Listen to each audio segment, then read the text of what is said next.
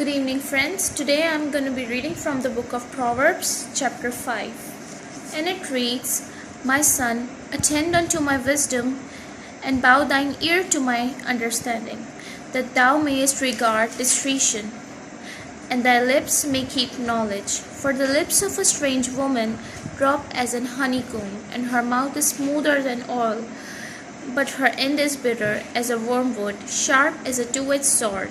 Her feet go down to death, her steps take hold on hell.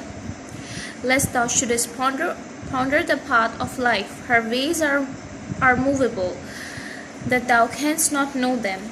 Hear me now therefore, O ye children, and depart not from the words of my mouth. Remove thy way far from her, and come not nigh the door of her house. Lest thou give thine honor unto others, and thy years unto the cruel. Lest strangers be filled with thy wealth, and thy labors be in the house of a stranger, and thou mourn at the last, when thy flesh and thy body are consumed. And say, How have I hated instruction, and my heart despised reproof, and have not obeyed the voice of my teachers, nor inclined mine ear to them that instructed me. I was almost in an evil all the midst of the congregation and assembly. Bring waters out of thine own cistern, and running waters out of thine own well. Let thy fountains be dispersed abroad, and rivers of waters in the streets. Let them be only thine own, and not strangers with thee.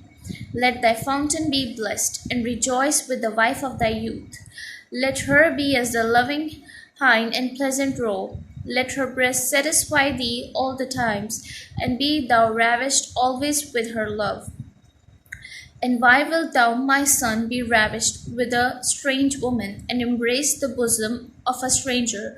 For the ways of man are before the eyes of the Lord, and he pondereth all his goings. His own iniquities shall take the wicked himself, and he shall be holden with the cords of his sins. He shall die without instruction, and in the greatness of his folly he shall go astray. Amen.